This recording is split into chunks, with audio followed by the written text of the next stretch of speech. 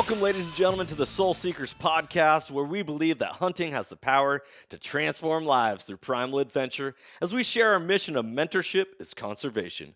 To learn more about everything we do, check out our show on Carbon TV or go to soulseekersnation.com. Freedom on, everybody, and stay soulful. Do you want to become a better shooter, reduce flinch, protect your ears, and just overall enjoy shooting your gun that much more? Then there's no better way to do that than by adding a suppressor to the end of your barrel. Be sure to check out Huxwrx Safety Co, as they are a leader in the suppressor world with their OSS Flow-Through Technology, virtually eliminating blowback and toxic gas that can affect weapon system performance and shooter health. To find out more about Huxwrx, go to huxwrx.com. That's huxwrx.com, and go get yourself a suppressor for your upcoming hunts. This podcast is also proudly brought to you by OnX Hunt. When I first got into hunting, I kept hearing all about public land and different access and how to find different locations to hunt. I was like, well, how are people even identifying all this stuff? Well, sure enough, I came across the number one hunting GPS app, and that is OnX Hunt. If you guys want to get better at hunting and go deeper into your scouting, OnX Hunt is the number one GPS app for that. Join the millions of hunters who trust OnX Hunt to find more game, discover new access, and hunt smarter. It was a game changer for me, and I know it's going to be a game changer for you if you've never used it. If you have used it, you know the power that it holds. Guys, I really hope you enjoy this episode. If you want to know more about OnX, go to onxmaps.com/hunt. And check out their app. Be blessed, freedom on, and stay soulful.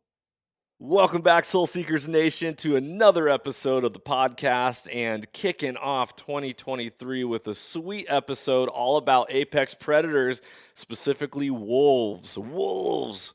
It's a hot topic all over, from Montana to Washington to beyond. It's interesting. Even Colorado for that matter. A lot of things happening when it comes to wolves. And so we're going to be talking to Grant Gardner today all about his experience with hunting wolves.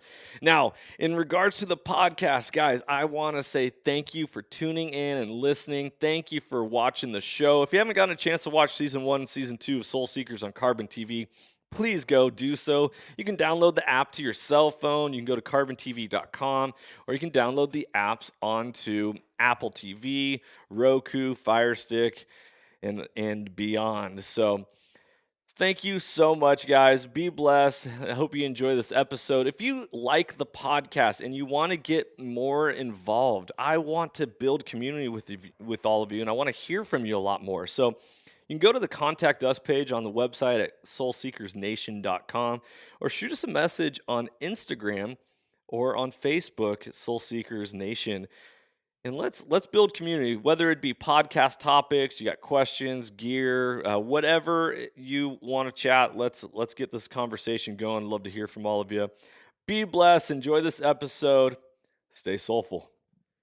Ladies and gentlemen, welcome back to another episode of the Soul Seekers podcast. I'm your host, Johnny Mack, and tonight I am joined by just an all-around amazing human being, a giving soul, somebody who was able to hook up the land permission and help us out, help me and my oldest boy, Carter, get his very first buck this year. He is a mustache aficionado. He is a land management Bro, man, what's the word I'm looking for here, Grant? Land management, just dominator. You're the owner and founder of Burning Tree Land Management. I wouldn't say dominator because I'm pretty green to it. Ooh, is that a play on words because you're land managing? You want to make sure it's green? Ooh, everything green is always inviting, whether it's just green things. It's the money, man. Make it happen. Money, dollar bills. Green means spring. Spring means gobbling turkeys. Gobbling turkeys is positive. Green means spring. Spring means spawning crappie. Green means cannabis. That's helpful. Green means, Green's just a good color. It's not my favorite, but it is a good color. Yeah, I mean it's not silver or gold, but it is apparently the fiat money currency right now. We'll rock and roll with that. All good things that you mentioned, Grant. For all you listeners, I invited him on this podcast. Number one, because I think his story is absolutely amazing and truly inspiring, and he has a heart of gold and truly lives out that mentorship as conservation mission. As I am new to Texas and got connected with him by a fellow podcast guest, David McDaniels, who we had him on this last spring to tell about his Montana spring bear hunt. And I moved to Texas, and I was like, David, do you have any buddies down here? And anyone who would want to contribute to the website as far as information and all that. And he's like, you got to meet my buddy Grant. So I reached out to Grant, and little did I know that I just met my new best friend down here in Texas. And and that is true. We hit it off pretty fast, man. We did. He asked me if I wanted to do karate in the garage. I said absolutely. I said as long as you don't touch. You helped me build a hell of a set of bunk beds. Right, right. I was like, just don't touch my drum set, and we're cool. Deal. But at the end of the day, it is a Catalina wine mixer, and it's a big deal. And you helped to take my boy and I out, get his first buck. You took me hog hunting for the very first time, although we were unfortunately not able to get anything. And just that was my fault, because I did tell you. I said, no, don't shoot. Those other pigs are probably about to come out, and we're going to bust all their ass instead of just one ass. And you said, are you sure? Are you sure? And I said, oh, yeah. I should not have been very sure in that moment. We should have, as you've told me before, shoot or shoot, and we should have shot. Shoot or shoot, baby. Let's go. Talk about learning opportunities. Hunting teaches you something every single time you go out. That you can... If it doesn't, you're not paying attention. Oh, my goodness. Ain't that the truth? Well, Grant, you just got back from an absolute epic adventure north of the border. Instead of tipping, you always hear people talking about going south of the border. You went north of the border up into Canada, to northern Saskatchewan, to go on a wolf hunt. And to guide some customers of yours on a wolf hunt. And I wanted to have you on this podcast to talk about quite a few things. Your land management business, the guiding, all that, but specifically the apex predator hunting is so fascinating. I am captivated by predators. Number one, because predators is what got me into hunting. Coyotes year round. I was coaching. I was like, okay, let's do it. Let's go predator hunt. And then it was black bears. And then after all that, I got into the antlered animals, the ungulates. But before that, it was predators. I'm like, big game. Yes. I'm like, give me something to shoot at. Let's do this. And let's also, at the same time, protect all the other wildlife out there and help manage and be a part of the conservation circle of life. So with that being said, Grant, dude, tell us about this journey that you had up in Canada. Oh man, where do I start? I'll start with this. It's cold. You don't like the cold. The reason I go north of the border, man, I don't like the heat. Okay. I'll take 7 degrees over 107 any day. Like, screw the heat. Okay. You can always put on more clothes and sit by a fireplace and get warm. But there's times you just get hot. Dude, it's hot. Okay. You can't off, so screw that. I had a roommate in college, and we always had heat wars in the house. I'm like, dude, now granted, I was super cheap college student, and I was like, if you can't see your breath in my apartment, you're not doing it right. And he was always cranking the heat. We also voted for different parties, and he cut up a lot of my political stickers, which I'm still a little bitter about to this day. Regardless, go ahead. Terrarium has something wrong with them, so I would probably still be bitter too. Like, I'm out like a fat kid in dodgeball in the heat. I'm fixing to go hide. How bears hibernate in the winter, I hibernate in the summer. Or I'll go north. I mean, don't try me. I will. I'm out. Yes, dude. I'm like, you can always put on something more. I can't get any more naked than what I'm in right now currently. Yes. Yeah. And I don't know about you. I'm just going to be real here, bro. I have been so hot that I've been naked, and it's miserable. When you are butt naked, you ain't got nothing on you, and you're hot, What are you gonna do next? Skin yourself? I mean, you there, buddy? You gotta ride it out. Like you're stuck. Oh my So gosh. anything to not get myself even close to that situation, I'm okay with. Now, I'm all for putting in some sweat equity. You have to with everything in life, whether it's hunting, reading, riding a bike, being a car salesman, whatever it is. There's some sweat equity that gets involved with it if you want to be the best at something. So I respect that, and there is. But then I mean, like, you can put in sweat equity when it's -17, and if you don't believe me, try going setting a wolf bait with me, because that's work, dude. I mean, when you're dragging a moose carcass 4 miles through the bush. Now, granted, we have quads or we'll tie them to a snowmobile, but like, I mean, when the lakes aren't all the way froze, we got to walk out there, and you got to drag that carcass or that deer carcass, or maybe you got a couple deer carcasses and they're froze together, and you got 2 deer carcasses, whatever it is, like, it's work. So you can put in sweat equity when it's 9 degrees and a wind chill -17. I've done it. Okay. But I mean, if you can just not put in sweat equity in 107, that's cool too. Oh man, I love it. I love it. Okay, so real quick, let's back up here before we just jump into this whole Canadian wolf hunt. Here you are. You've been a guide for some time, correct? You've been Yes, sir. outfitting some people. Yes, sir. I haven't really ran or owned my own outfit until this past year and a half. And it's just a choice I made, really, because it's hard to work for somebody else as well as run your own business. And so I started my own land management business to give myself something to do and just really help educate people on Mother Nature in general. But yeah, man, since I was 17, I started filling in and doing kind of when I got my feet wet and started a weekend here and a weekend there. And then when I graduated high school, it just something that kind of happened. It was definitely never anything that I ever had planned for my life. It's not at all what I expected to be doing. But I'll argue with anybody that had the greatest job in the world. I definitely won't be the richest guy on the block, but I love my job and wouldn't trade it for anything. And so I started, the first thing I ever did was turkey hunts and pig hunts. And then that waterfowl season, it just kind of fell into place. We'd take deer hunters and drop them off in a blind. And then I really ran with waterfowl.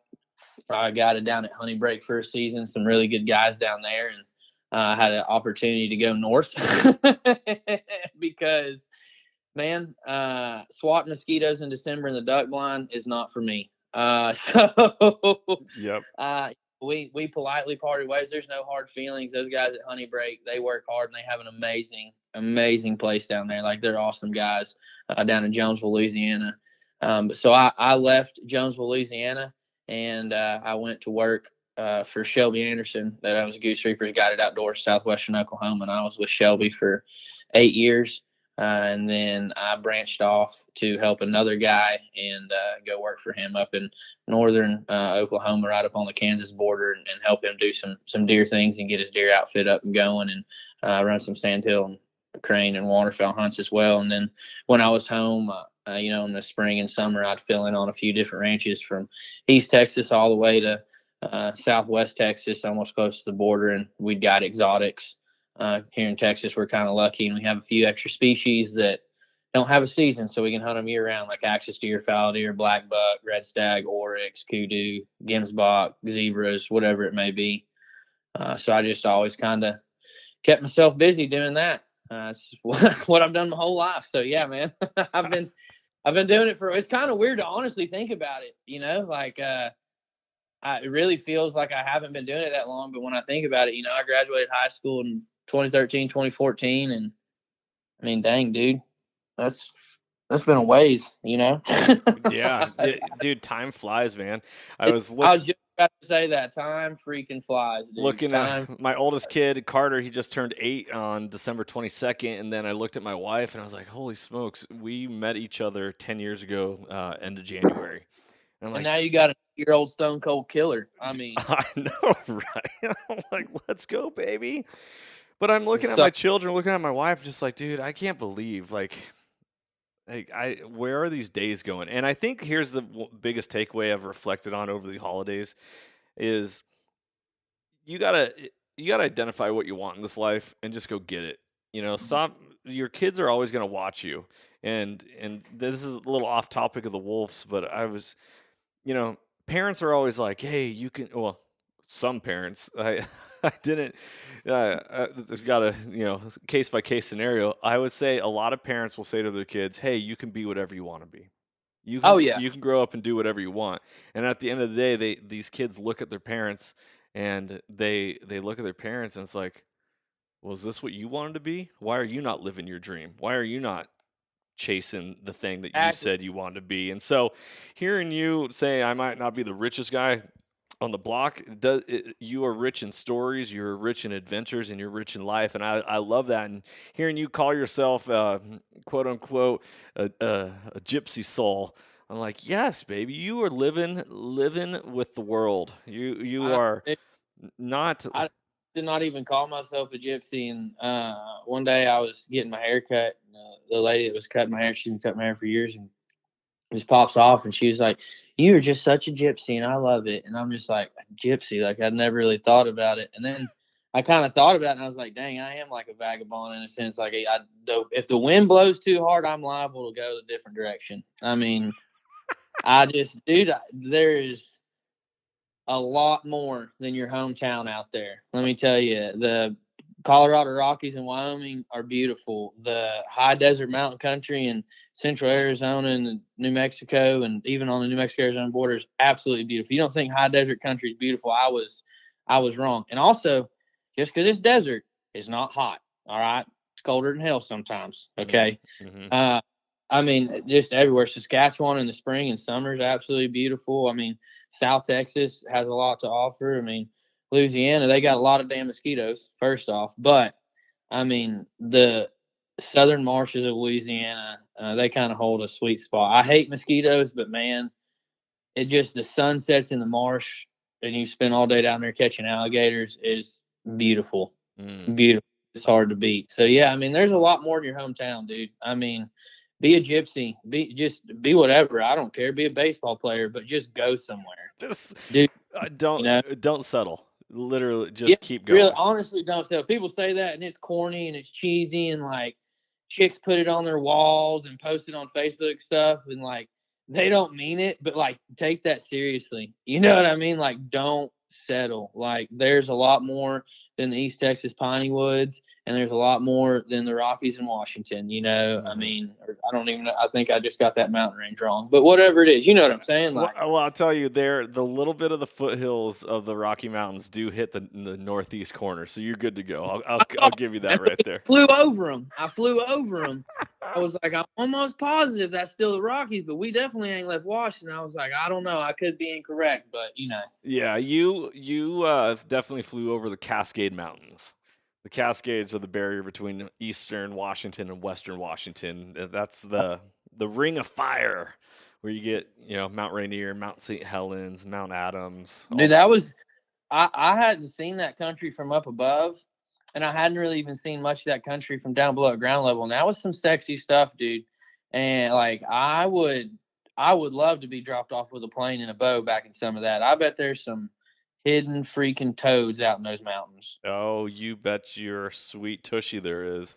And Mm. it's a lot of fun. All right, so let's talk about this wolf hunt, big dog. You got some clients. They were like, "I want to go on a wolf hunt," and you're like, "I got you covered." Or you said, "Hey, anyone want to go on a wolf hunt?" And you had some people say, "Yes, sir, I want to do this." How does it work? Is it are people So contacting you? yes, sir, they do. Um, and the wolf hunting is something that is not. I'm pretty green to it. I just haven't really been able to do a lot of it.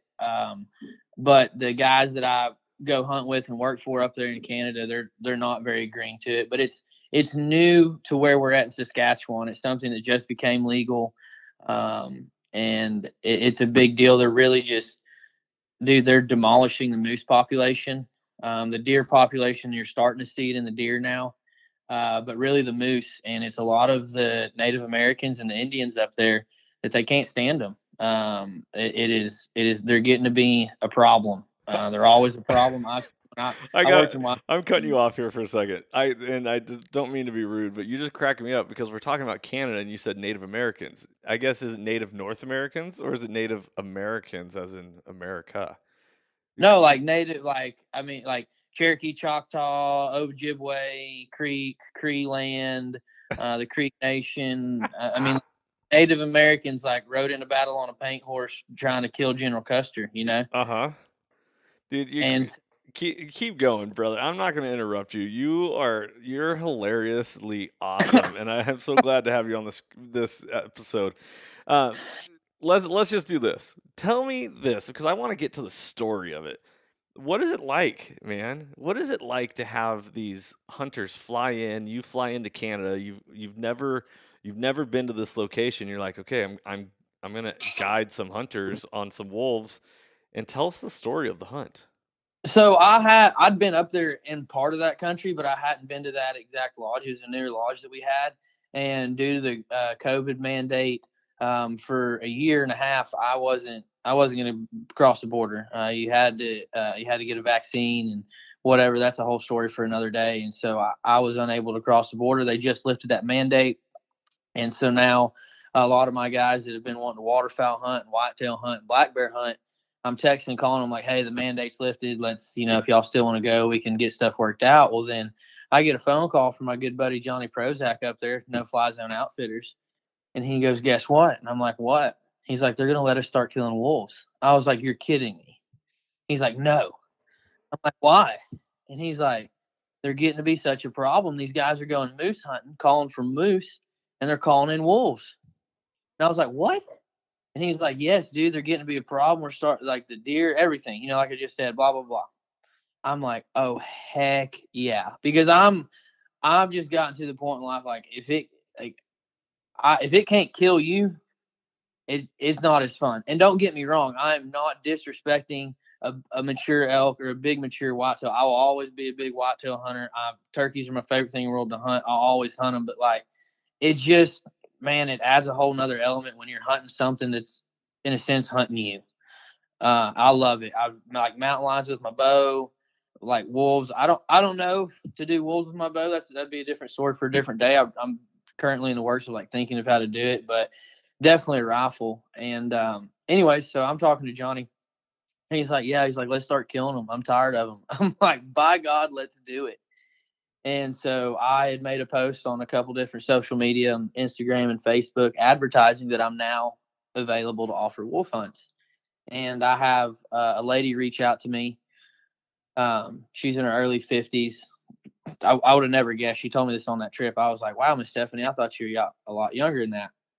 Very active, and her favorite thing in the world to do is hunt coyotes. And she's always wanted a wolf, and went on several wolf hunts and just never really turned out well. I'd never even seen a wolf or anything like that.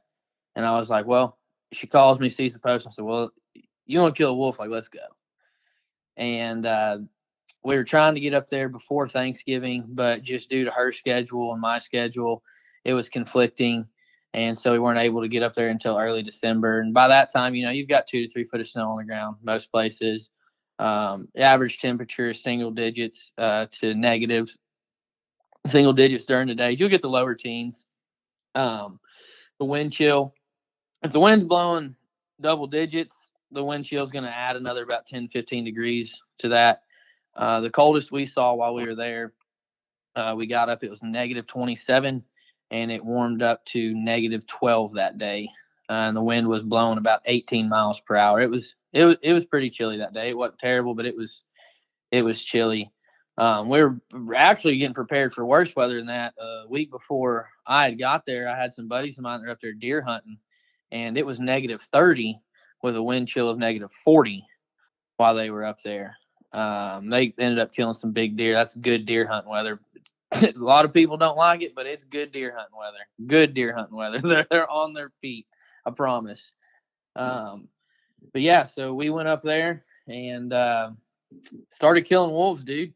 I mean, just we would you scout these wolves out, locate them, and then we start just setting bait piles, whatever they may be. We got in touch with a couple local butchers there, and we'd take a stock trailer, an empty stock trailer, and they would save their trimmings for 2 days, and we would come back with trimmings and femur bones and rib cages and necks. And then we were in touch with DNR and the natives there as well. that we would find if somebody hit a deer or something, we would go pick it up. A moose, or if somebody killed a moose, they would call us and we'd go pick up the carcass. And we started making bait piles. We set blinds on them. The blinds are average about 150 yards away. It's pretty average that way, because we try to get away with running a propane heater, but some days you just can't. Those wolves are on a different level. I've hunted cats with my big bow and called for cats in Arizona and New Mexico, and I called them in, and it's way different. A wolf is a very, very intellectual creature. They think about everything.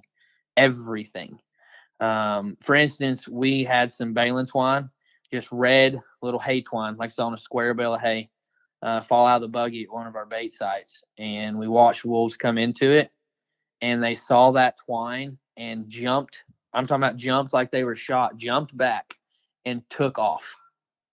Never did they come back to that bait site. Really? Didn't even check it out. Yes. And we got thinking about it. And there's a really, really awesome gentleman up there where we were hunting at. His name's Mr. Bill. He's a trapper. Just very, very wise individual. He's been trapping his whole life.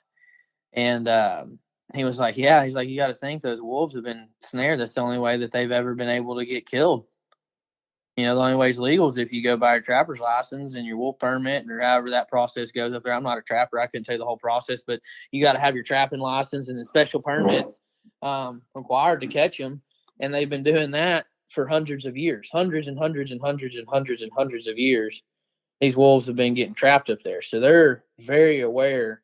Like, guys that trapped the double digits of wolves, he's talking about, they're going up there trapping 10 or 12 wolves. He's like, man, that's something in a winter season. He's like, that's a pile, and back in the day, the early 1900s, them guys would go catch 50 or 60 or 100 a winter, and so just over time, these wolves have just evolved and gotten smart. And the best we could figure was that when they saw that twine sitting there on top of the snow, they thought it was a foot trap or a snake. And so they said, F that, I'm out. And they didn't want to have no part of it. So if that should give you an example of how much these creatures think about things. I sat on a bait one day in just a real spooky block of woods, and I knew it would be good. We've been hearing the wolves in there. We had a deer bait a mile and a half away, and we got them on camera down in there. And so we found this secluded little frozen lake. And I say lake is a pond, but to them it's a lake. What's up, Soul Seekers Nation? Thank you so much for listening to this podcast. I really appreciate it. As a reward, I have some discount codes for you to use if you are in the market for a brand new hunting pack. Go check out initialascent.com and Initial Ascent packs. They are made in America.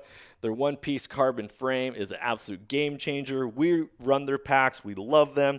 And you can save 5% at checkout by using the code SOULSEEKERS. That's all one word. Also, for those of you who are archery hunters and you are tired of shooting at dots on a target, check out deadnutsoutdoors.com for their lifelike 2D archery targets. You can save 20% on all of their products by using the code SOULSEEKERS at checkout. Once again, the code is SOULSEEKERS, all one word. Go check out initialascent.com and Dead Nuts Outdoors. Enjoy the podcast. And we put a bait on it. I called it what I called a deer taco. And we would take the guts from a deer and all the trimmings and some beef trimmings, and we would roll it up in the hide and then stitch it together. And so make, the hide was holding all that meat and stuff there, and they really had to work. Because when you take it outside, it freezes. It freezes solid. Okay, so these animals are coming to these baits, and they're just frozen hunks of meat, like a meat sickle, essentially. So the whole idea is to keep them there as long as possible and make them work to get that bait to give you the best opportunity to get a shot.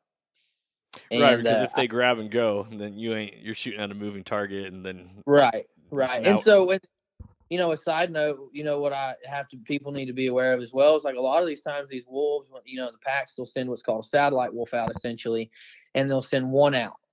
Like, hey, you go check it out. Like, whoever draws the short end of the stick today. I'm not sure how they pick that one out. Some might be older, some might be younger. I don't know how they pick it out, but whatever. Whoever draws the short end of the stick that day, they'll go check the bait out. and then either give the okay and take some bait and go back into the brush, and then shortly after some more will come out, or they might give the okay and they might all just start funneling out.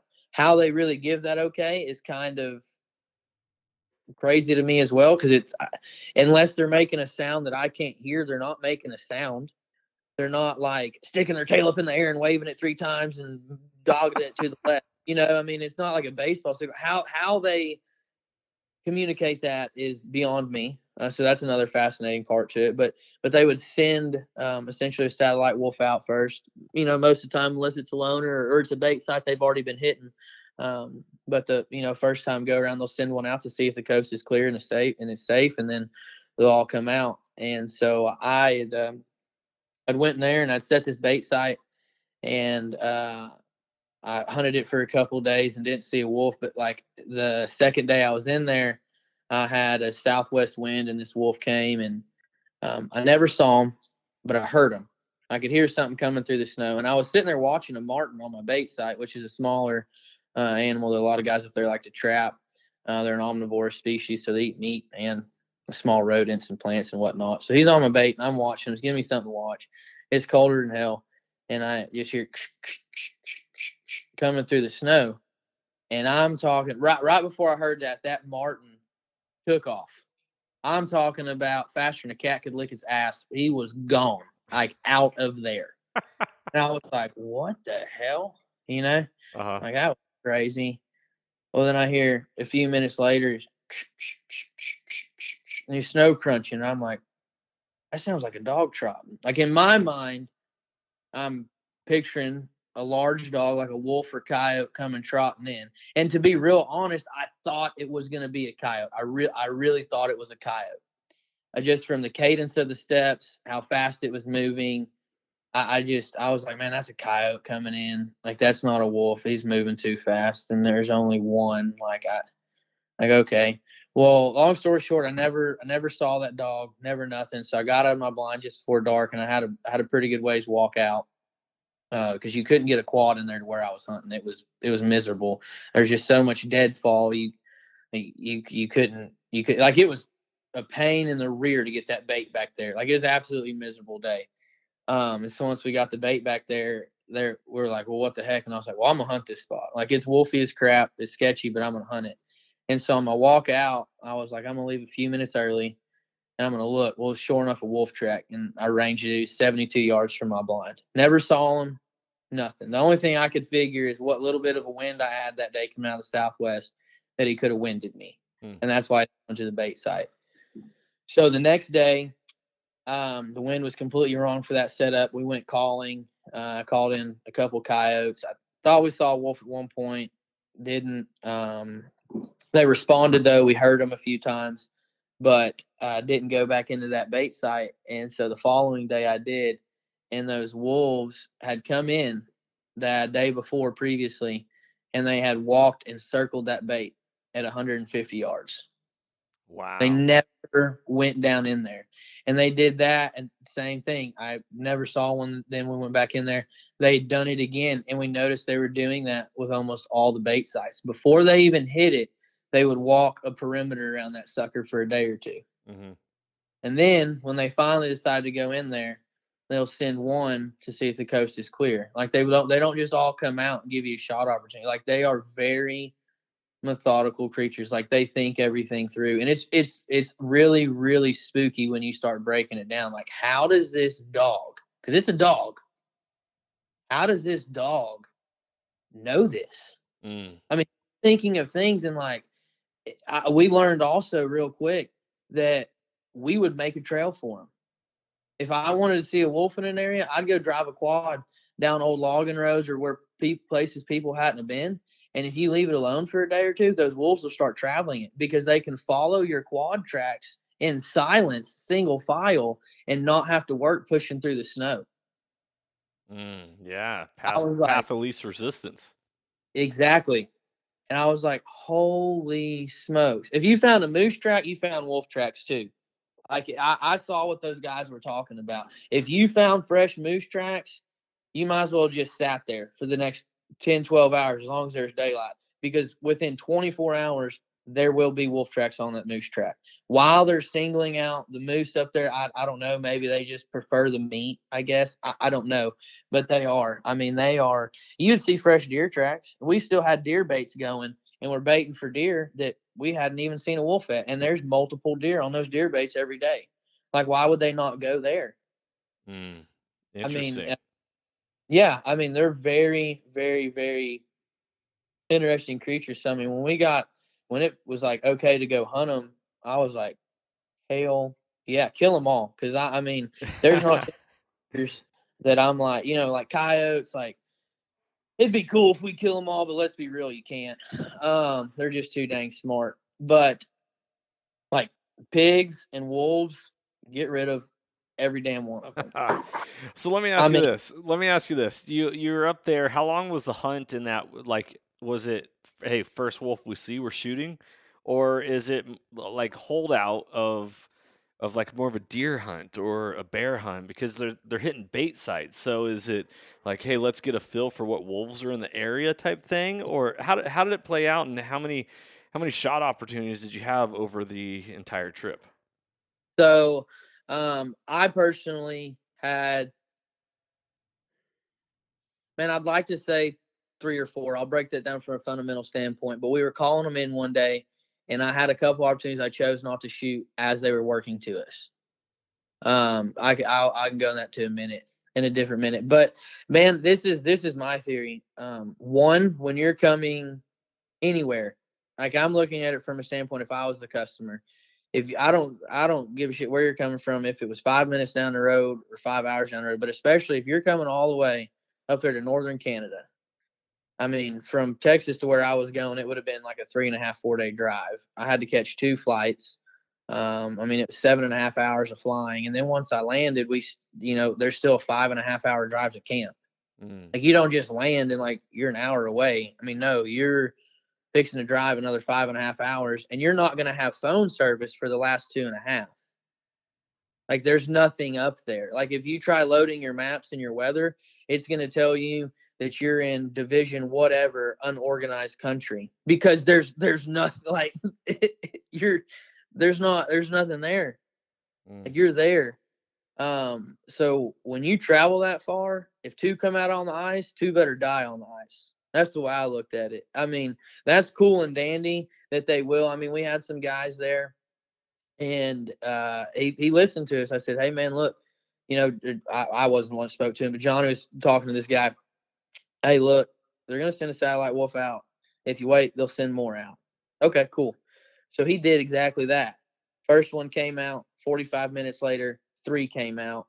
They stayed around for about 15, 20 minutes picking at the bait. They scurried off into the brush. Another 45 minutes later, 4 or 5 more came out that were not the previous 3 came out. And then those dogs went back into the brush, and about 10 minutes later, those 4 or 5 came out with a pair of the 3, and then that's when he decided to start shooting. Wow. How I'm many? going to tell you right. I'm going to tell you right now, kill them all. If one gives you a shot, shoot him where he stands. I don't. I don't care. Now, unless it's a scenario where we've patterned them, they're consistently coming in here. And we would put trail cameras. Like, we would cut a hole in the ice, stick a log in it, let it refreeze, and then we would strap a trail camera to it so it stays sticking up. And we'd watch these bait sites. So I got trail camera pictures of black ones, gray ones, brown ones. I got ones that are collared. I was hunting a big black collared dog. I say I was hunting it.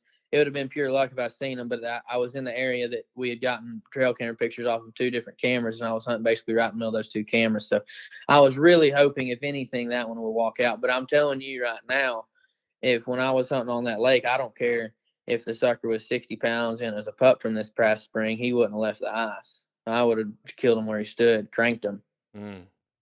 Mm. I mean, so I understand like waiting them out, but this isn't a whitetail. This is a creature, one, that'll kill you if it has the opportunity.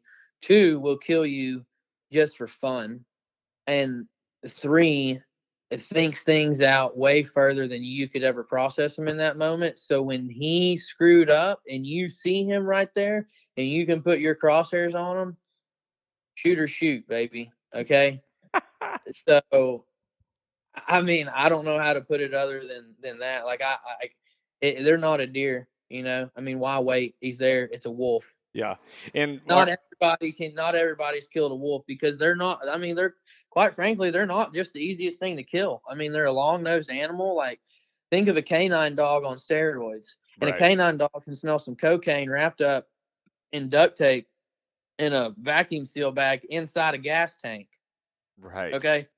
So if a dog, like a house dog that we have, can smell that, and then now you have a damn apex predator that kills full grown bull elk for fun, that can run on average speeds of 35 to 40 miles per hour and have been clocked at over 60 miles per hour, that weighs 90 to 130 pounds. No, shooters shoot, dog. Mm-hmm. Shooters shoot. So you have yourself one hunter that you're with, or how did you get Miss Stephanie is her name? Yes, Miss Stephanie Branham. She's a very wonderful, wonderful lady. She's a stone cold killer, first and foremost. So you're sitting up there in a blind, but not getting a shooting match. That lady. I've seen a lot of guys that can shoot and proficiently run their firearms and are good in very different scenarios. And Miss Stephanie definitely trumps them. She is all around handy, and she knows how to operate her weapon. Like, I wouldn't mess with her, and she loves predator hunting. So, I mean, this is a trip for her. But no, we had there were 4 of us there, and then the group before that there was 5 gentlemen, and it was a whitetail wolf combo. They were hunting whitetails and wolves. Wow. So how many wolves did you personally see drop or get a chance to be a part of? Miss Stephanie's first wolf, and then after that we split up and all started hunting, and that seeing her kill her first wolf, I mean, dude, it was a moment. I don't want to say it was better than when we killed Carter's deer, but it was one of those. It's like right there with it. Like, I don't like either one of them more, but it was, dude, it was one of the coolest things ever. Just to watch. I mean, I'd been around wolves, and the worst experiences I had with them were in Arizona. Those red wolves out there are horrible. I freaking hate them suckers. I wish they'd let us kill them. Don't you dare go hunting wolves in Arizona, though. You'll go to jail for a long time. We'll never see you again. But just knowing how bad, I mean, like I said, she's in her early 50s, and she'd wanted one her whole life, and been on several wolf hunts, and it just didn't go well, and she hadn't even seen one. So, like, when we saw one, the look in her eyes, I was like, oh man, like, you'd have thought there's some 250-inch low fence deer in front of her. Like, I mean, it was rank. And then I put one in my crosshairs, and he was at 420. Then I put him in the crosshairs again, and he was right around 330. And then I was trying. There were 2 more that were just to the north of them. They were working to us as we were calling them in. And I was starting to, like, get it in my mind of, like, all right, I'm going to shoot. I'm going to move here, shoot. And then hopefully, option C is running this direction or this direction at this point, and I can get another shot off here. And then we had a whitetail as these wolves were working to us. They busted up in between us in the creek bank, which I was kind of baffled when it happened, just because we were calling them with wolf sounds. It wasn't a predator distress. These wolves were coming in to whip our ass. We were using some challenging calls and just some real aggressive sounds, essentially, without breaking it down too much. And so when these wolves came looking for us, it's not like they were looking for an easy meal. Like, they were coming around the corner to fight. And so we were sitting on top of a ridge overlooking a frozen river, and they were working their way down the river towards us. And Miss Stephanie gave me quite the hard time for not shooting when I had some, because, like I said, she was ready to shoot him at 80 yards or 800. And I promise you she could have done it. So when I told her, I was like, yeah, this one was working down the creek, because she killed several while we were up there, a pair of them. And she had killed her second one. And that was the day I was calling, and I had an opportunity. She's like, "You didn't shoot?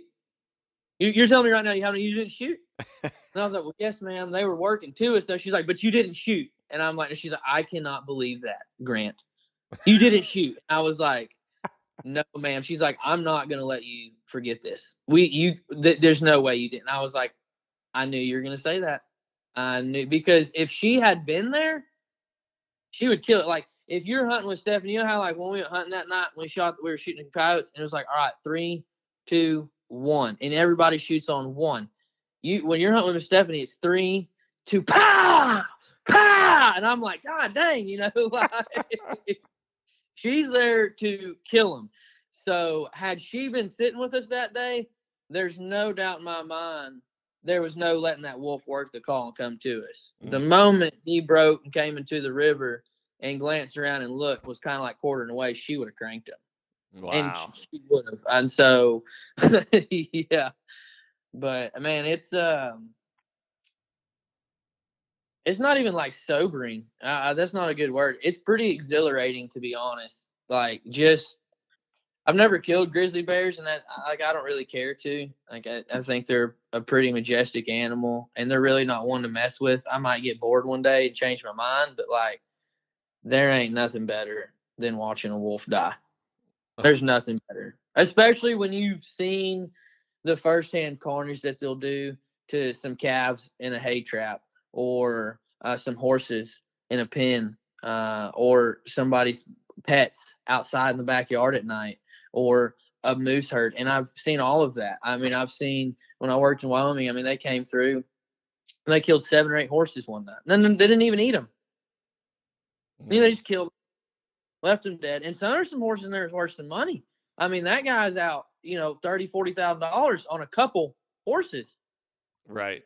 And it's like, any animal that just senselessly kills and kills for pleasure needs to go. So as far as I'm concerned, wolves and pigs, every stinking one of them can die, from Canada or to Mexico. And wherever they're legal to hunt, I'll go. Like, I'm going to go to Idaho this spring. I'm going to try killing them out there. I'm going back to Canada this spring for like black bear season, because then those wolves will be pretty denned up real heavy and dropping pups. And so they'll be even more aggressive. And so, I mean, we're going to encroach on. I mean, my goal is to kill them with a shotgun and buckshot. I want to be so close, I want to roll that sucker with some double-aught buck. But, I mean, watching the way one took a 257 Weatherby and a 300 Win Mag kind of makes you question about shooting one with buckshot. But I would like to crank one with some buckshot. But, yeah, I mean, we're going to go back up there in the spring. I mean, like, wolves, it's like coyotes. I mean, it's open season. Like, kill them. And now a lot of guys are going to disagree with me there and say that's a waste because the pelts aren't very good in the hide in the summer. And my response to that is, cry me a river. I don't care. They don't care about killing that moose, so I don't care if their hides are good or not. I want them dead. Yeah. I mean, it's not like a deer. It's not like anything. Like, they're not good to have around. Like, they'll kill your dog, they'll kill you, and then they'll kill your sheep in your pen, and they won't even eat on you. It was just because they got bored. And they can go. Like, bye. Yep. What was it like walking up on a wolf? Walking up on them? Yeah, like, dude, just surprisingly how large they are. Man, there's no ground shrinkage. There's none. It's not like when you shoot a deer and it's like, oh, he's getting a little smaller. And that doesn't always happen, but like, there's no ground shrinkage on them. They get bigger. And I sent you the picture of the first one? Massive. Yeah. Massive. Yeah, dude. And that was a young dog. That was a 2-year-old dog that was small. And it was as big as she was. I mean, it was an 88-pound dog. When you look at it, I mean, you would think he was bigger than 88 pounds, but I mean, on the scale, he's 88 pounds. And they get bigger than that. Uh-huh. And so, like, when you pick one up like that, when you hold one, and then when you strap it to a four-wheeler and it takes up the whole entire back of the four-wheeler, and you look at its paw and it's the size of your palm of your hand, and then you're like, holy shit, these things get bigger. That's when it gets sobering. Right. That's when it's like, okay, this isn't a joke anymore. This is like, okay, I can definitely see this thing taking down a moose, and like that, it's It's cool. And man, what's crazy is that first one she killed was a loner that we'd gotten started getting trail camera pictures of. She was showing up by herself, and we thought it was an older dog.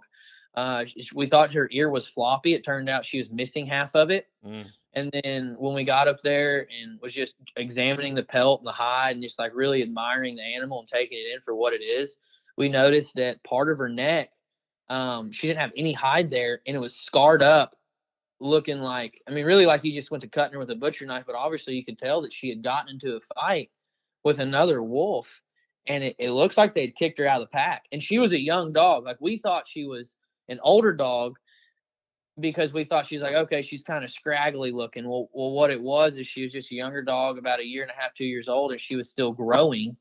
So it was like, sometimes when dogs hit them growth spurts, they get a lot more leg to them and they start looking skinnier, just like kids. They're hitting that growth spurt, and that's what she was going through. That's why we said that she looked kind of scraggly. We're like, well, man, dang, this dog's been around the blocks, missing dang half an ear. Like, it's just getting old, and probably kicked it out of the pack because it's not worth anything. No, it was a perfectly healthy young dog.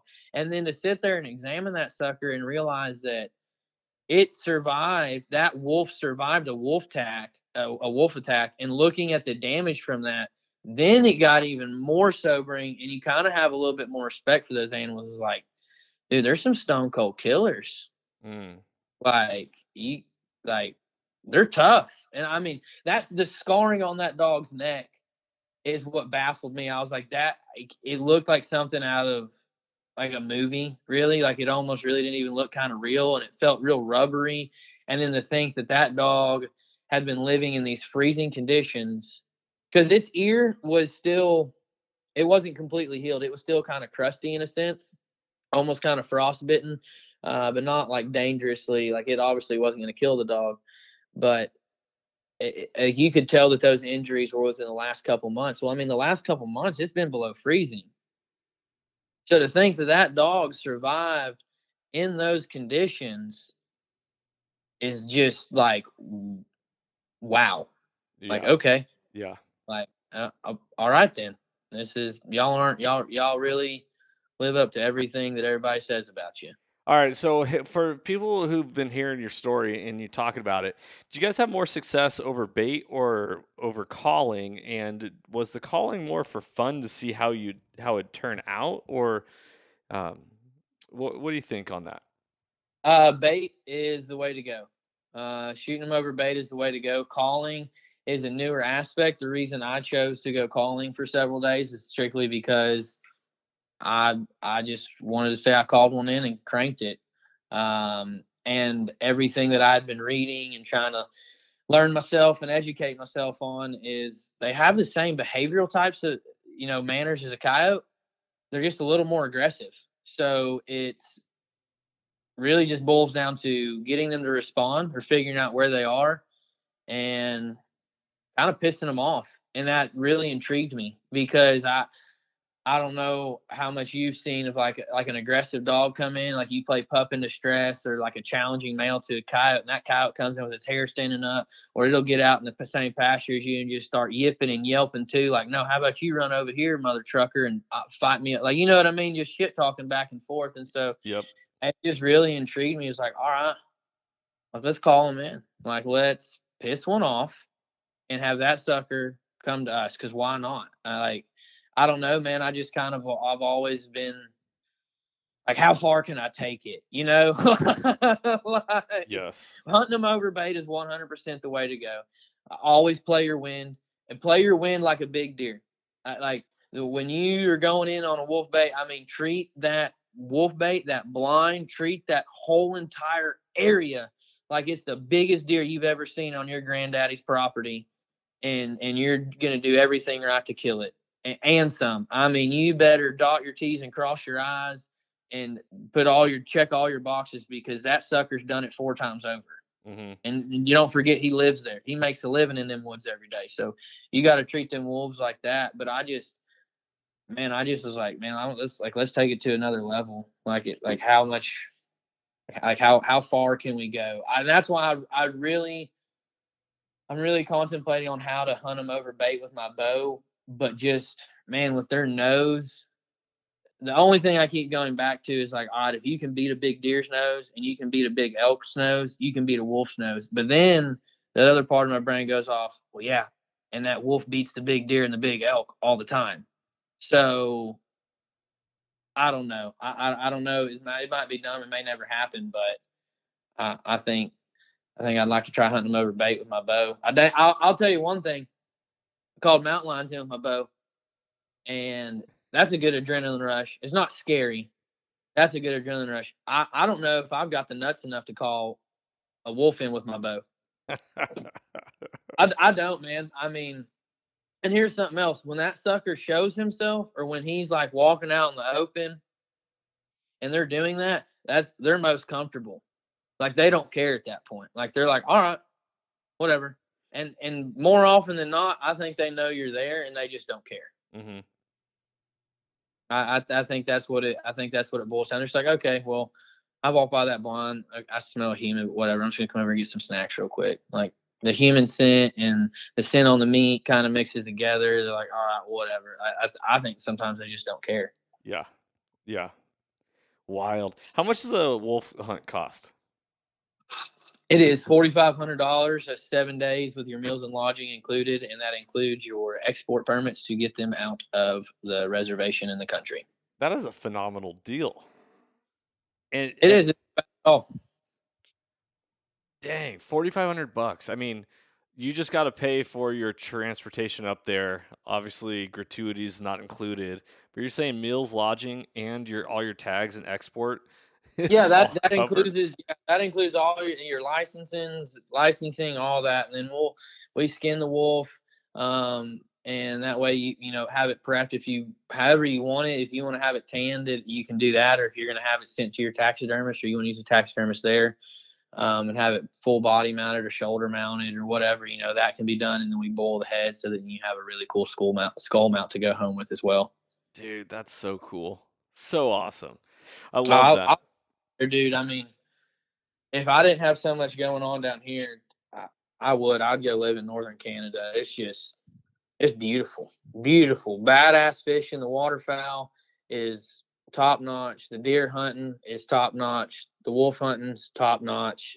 I mean, it's everything. There's grouse everywhere. I mean, everywhere.